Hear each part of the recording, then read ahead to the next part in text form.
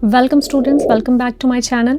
सो last कुछ videos में हमने डिस्कस किए थे हमारे प्रीवियस ईयर कुछ एरर के क्वेश्चंस किए थे जिनमें हमने काफ़ी कंसेप्ट्स रिवाइज किए थे। एंड हर वीडियो की तरह मैं इस वीडियो में भी आपको रिक्वेस्ट करूंगी कि प्लीज़ हमारी जो 50 इंपॉर्टेंट ग्रामर रूल्स वाली प्लेलिस्ट है उसको जाके अच्छे से देखिए। उसमें हमने सारे इंपॉर्टेंट रूल्स करवाए हैं जिनसे आपको एरर्स और इम्प्रूवमेंट्स में बहुत हेल्प मिलेगी। क्लियर? और आज की जो हमारी वीडियो है वो भी हमारे लिए इम्पॉर्टेंट है क्योंकि आज की वीडियो में हम करेंगे अपने SSC MTS 2024 के जितने भी ईडियम्स हैं उनको डिस्कस करेंगे। SSC MTS 2024 में जो ईडियम्स पूछे गए हैं उनको डिस्कस करेंगे। क्लियर? चलिए, ये ईडियम पे आपके लिए इंपॉर्टेंट है। क्यों? क्योंकि हमें पता है SSC रेपिटेशन पे बहुत चलता है, तो इन ईडियम्स को रिवाइज करने से आपको बहुत हेल्प मिलेगी। आप SSC का कोई भी एग्जाम दें, सिर्फ MTS की बात नहीं हो रही, आप कोई भी SSC CGL दे, CHSL दें, इवन चाहे MTS ही दें, कोई भी एग्जाम हो, आपको उसमें ये ईडियम्स अगर देखने को मिलते हैं तो आपको उसमें कोई प्रॉब्लम नहीं आएगी। हम उनको आज बहुत अच्छे से डिस्कस करेंगे। चलिए, फर्स्ट ईडियम देखिए। फर्स्ट है like a dying duck in a thunderstorm. इसका मीनिंग क्या होता है? तो like a dying duck in a thunderstorm का मीनिंग क्या होता है? डिजेक्टेड और होपलेस। डिजेक्टेड का मतलब क्या होता है? Sad, depressed. इसका मतलब क्या है? डिजेक्टेड और होपलेस। यानी कि इसको कैसे याद रखेंगे? अब थंडरस्टॉर्म है, एक थंडरस्टॉर्म है, तूफान है, उसमें डाइंग डक है, एक डक है, उसको लग रहा है कि वो मर रही है, लाइक डाइंग डक। डक जो है वो मर रही है थंडरस्टॉर्म में, तो वो कैसे होगी? डिजेक्टेड, सैड होगी और होपलेस होगी, उसका कोई होप ही नहीं है कि वो बचेगी। तो क्या आंसर होगा इसका? डिजेक्टेड और होपलेस। बैड स्विमर और प्रैक्टिशनर, कोई कंटेक्स्ट नहीं बन रहा है। फियरफुल और scared of water, scared of water तो नहीं होगी। क्यों नहीं होगी? क्योंकि पानी में तो रहती है, उसको पानी से डर नहीं लगता। हार्मफुल और विजिलेंट, क्या डक हार्मफुल है किसी के लिए? नहीं। तो like a dying duck in a thunderstorm का मतलब क्या होता है? डिजेक्टेड और होपलेस।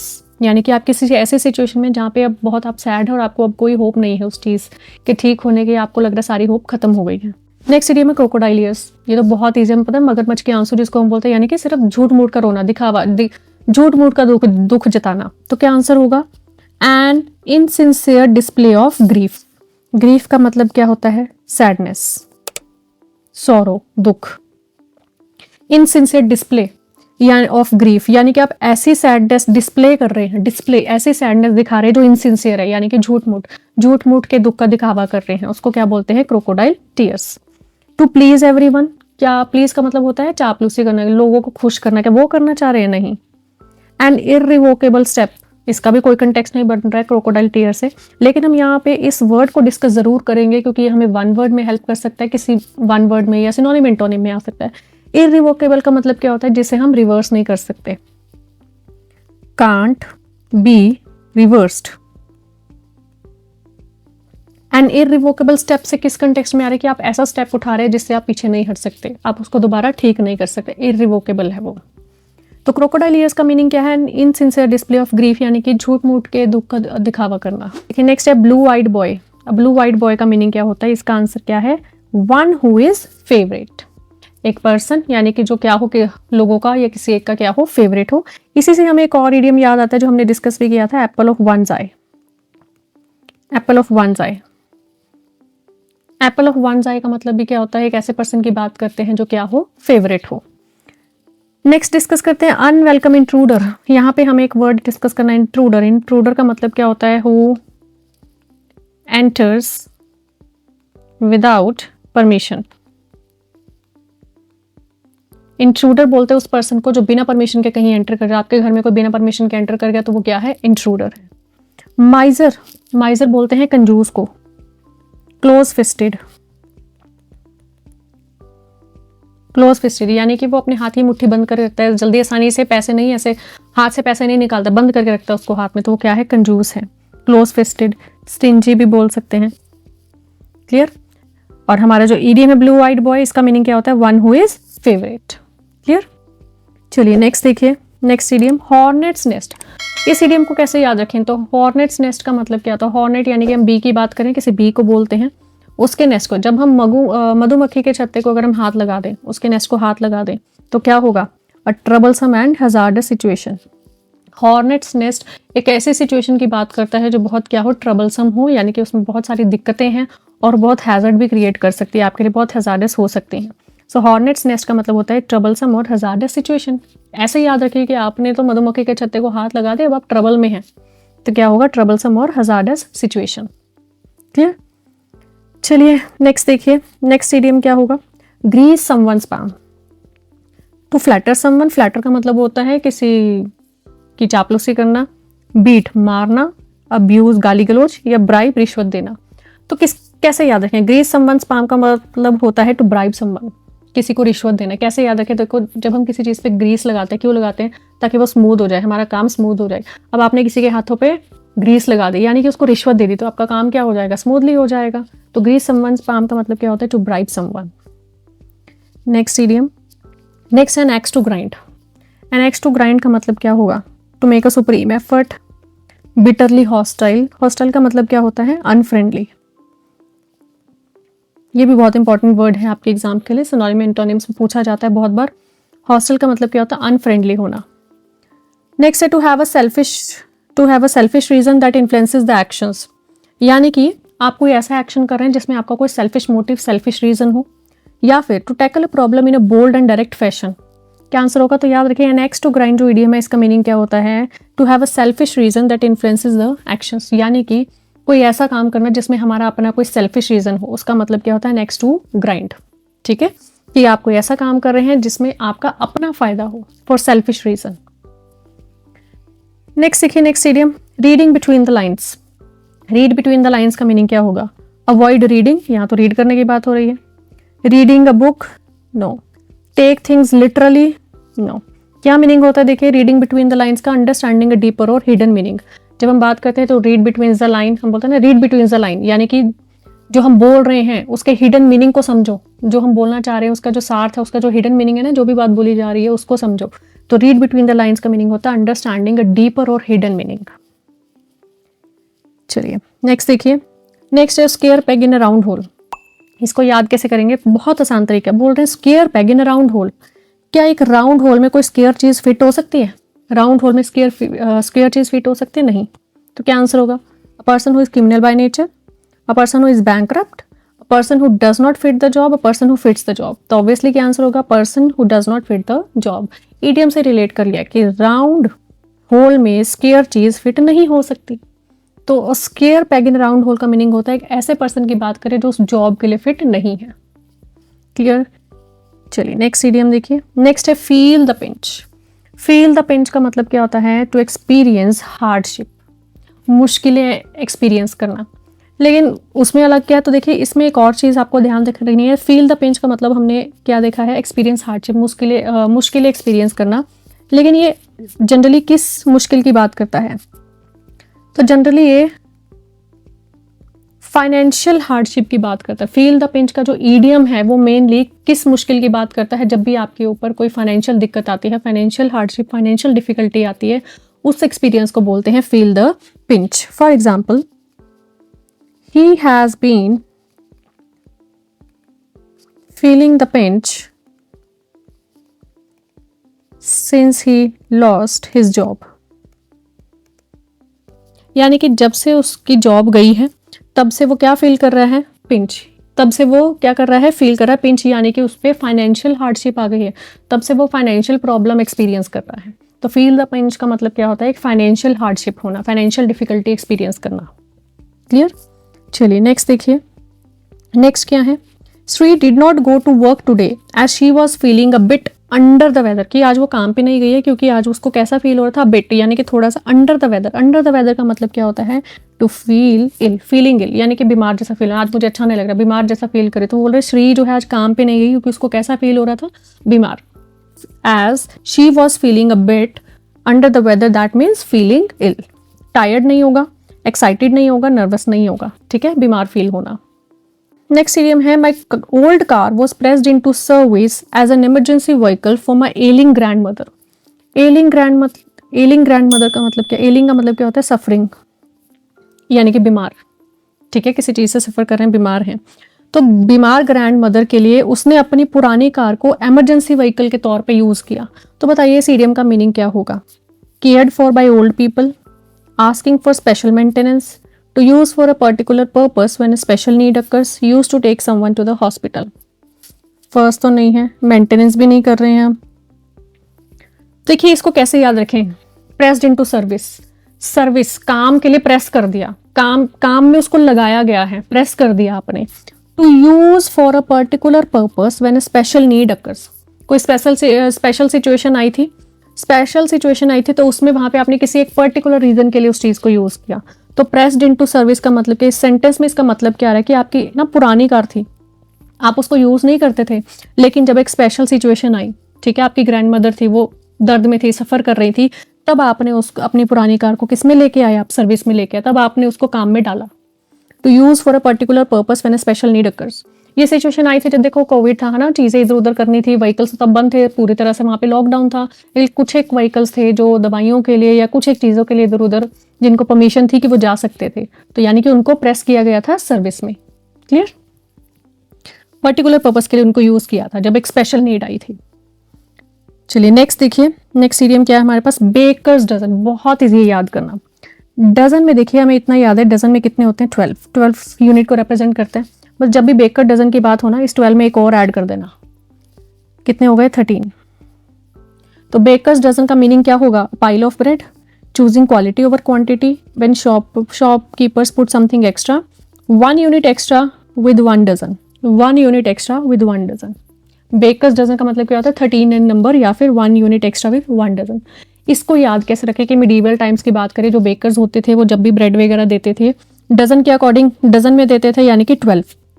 लेकिन डजन किसको रिप्रेजेंट करता है, 12 को। लेकिन जब वो देते थे ना, तो वो हमेशा एक पीस एक्स्ट्रा देते थे कि इन केस कोई डैमेज हो जाए पीस या कुछ भी हो जाए, तो एज अ प्रिकॉशनरी एक्शन वो एक एक्स्ट्रा देते थे। तो टोटल कितने यूनिट्स हो जाते थे, 13।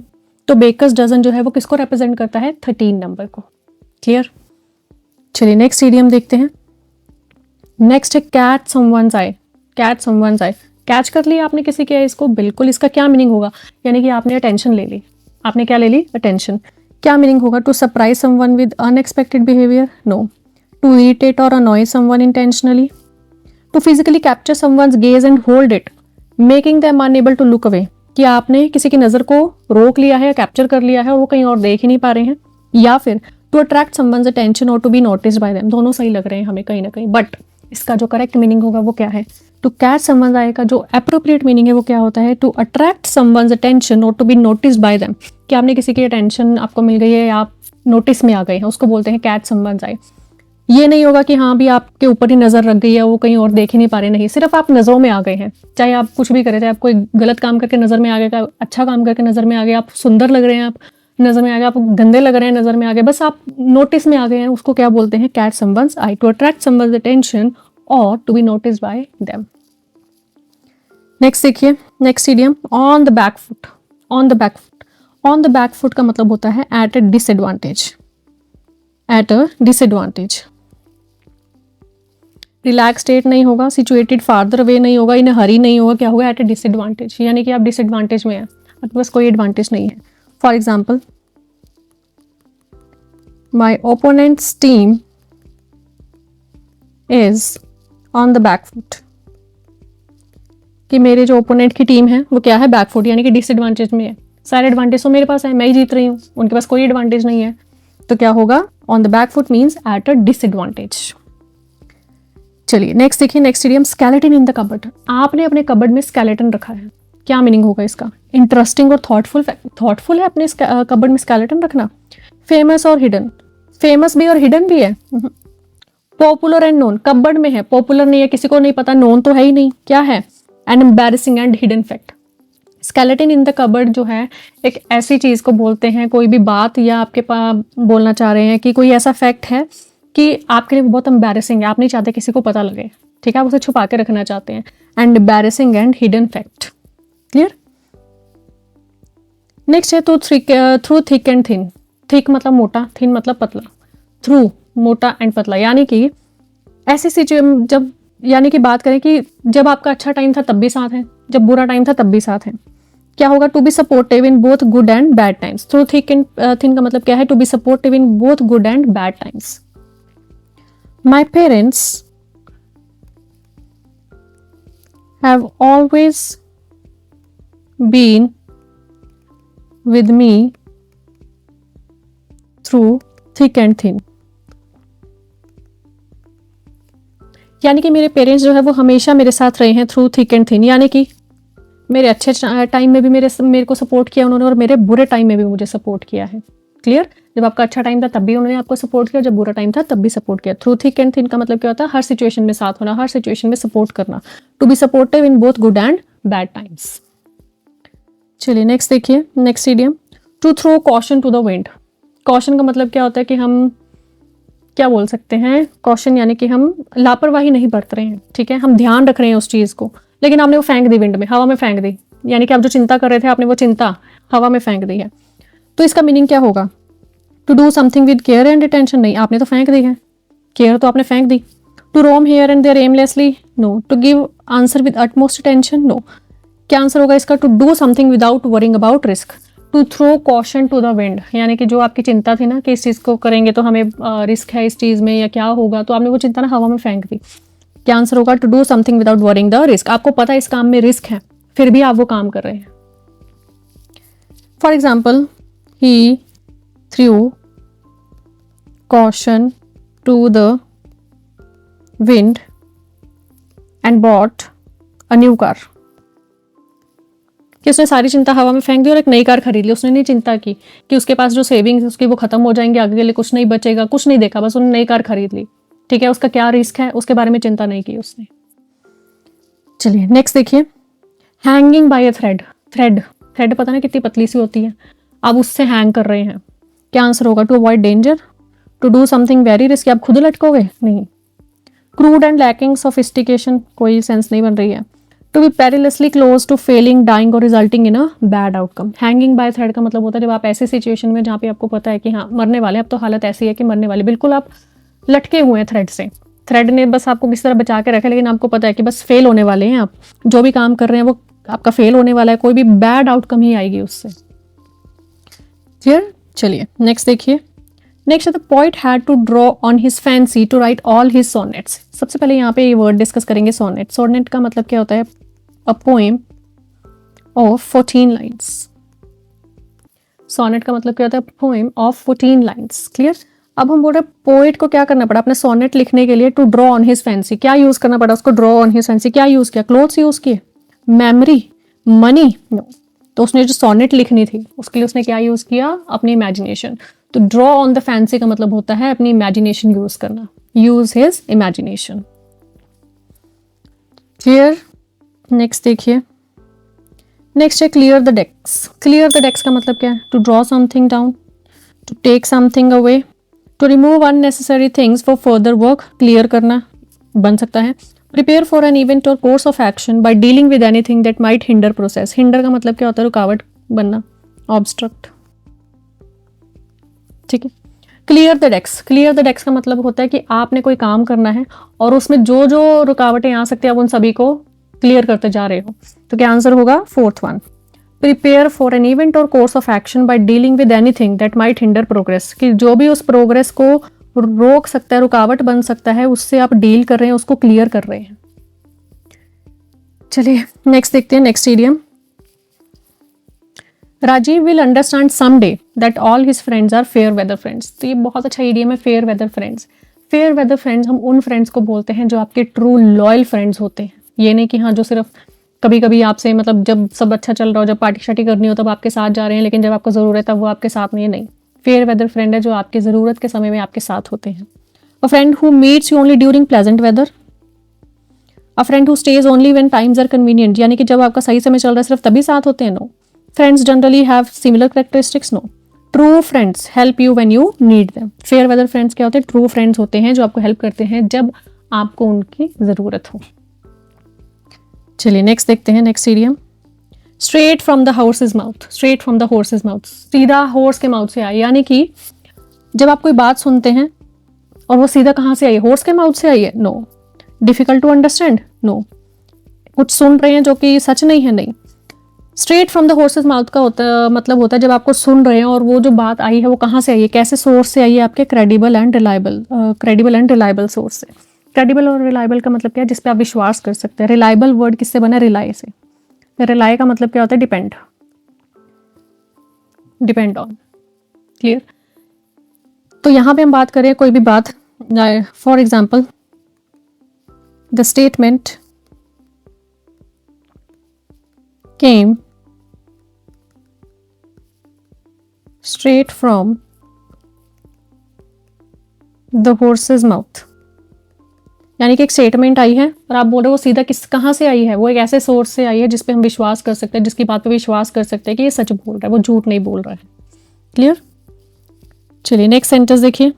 Next idiom to look black. To look black का मतलब क्या होता है? टू लुक ब्लैक का मतलब to roll on ice, to cry bitterly, to give an approving expression, to seem unfavourable. To look black, देखिए ब्लैक जो होता है पता है कहीं ना कहीं हम ब्लैक याद रखें यहाँ पे नेगेटिव वर्ड की तरह काम कर रहे हैं। टू लुक ब्लैक का मतलब होता है किसी को डिसअप्रूवल देना। क्लियर?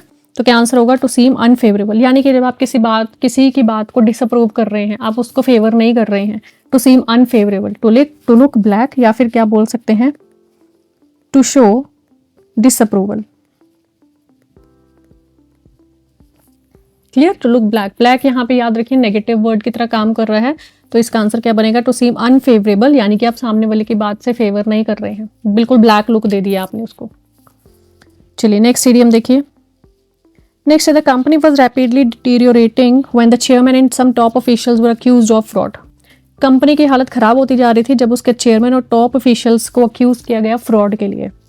क्या आइडियम बनेगा? Head over heels. Head over heels का मतलब होता है पूरी तरह से, completely, thoroughly. Hitting the sack. Hit the sack मतलब होता है गो टू बेड।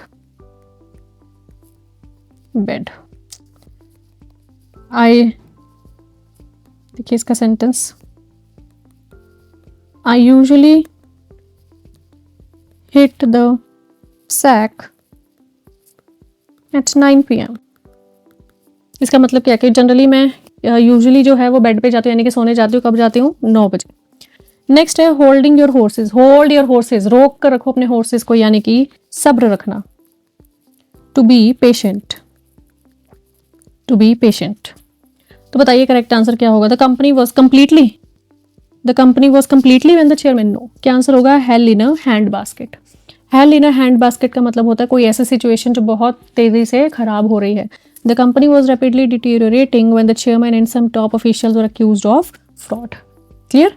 तो यहाँ पे हमें बाकी भी याद रखने। हिट द सैक का मतलब क्या होता है? गो टू बेड, सोने जाना। होल्ड योर हॉर्सेस का मतलब क्या होता है? पेशेंट होना, सब्र रखना। नेक्स्ट देखिए। नेक्स्ट है हमारे पास सिरी वॉज फीलिंग। कैसा फील कर रही थी? और इसके जब भी हमें फिल इन द ब्लैंक्स में इडियम फिल करना है तो हमें सेंटेंस के कंटेक्स्ट को बहुत अच्छे से अंडरस्टैंड करना है, तभी हम एप्रोप्रिएट इडियम सेलेक्ट कर पाएंगे।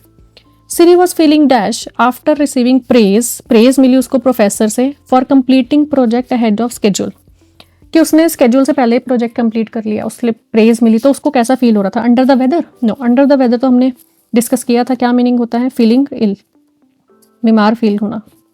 इन द डार्क, किसी ने आपको अंधेरे में रखा है, अंधेरे में रखना, यानी कि आप उस चीज़ को लेकर अनअवेयर होते हैं, unaware. In the same boat. In the same boat का मतलब होता है in same situation, same situation में होना। तो वो क्या बीमार फील कर रही थी? उसको तो तारीफ मिली थी, बीमार क्यों फील करेगी? अनअवेयर थी, प्रेज मिली, अनअवेयर क्या है? सेम सिचुएशन नहीं। लास्ट क्या है? On top of the world, पूरी दुनिया से ऊपर, यानी कि उसको क्या फील हो रहा था? On top of the world है, पूरी दुनिया के ऊपर है। इसका मीनिंग क्या होता है? On top of the world, extremely happy, extremely happy, जो कि हमारा करेक्ट आंसर है।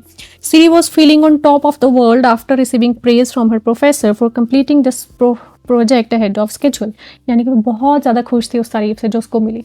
Clear? So under the weather का मीनिंग क्या होता है? To feel ill. In the dark यानी कि अंधेरे में होना, उस चीज़ से अनअवेयर होना। In the same boat, in the same situation. And on top of the world means extremely happy.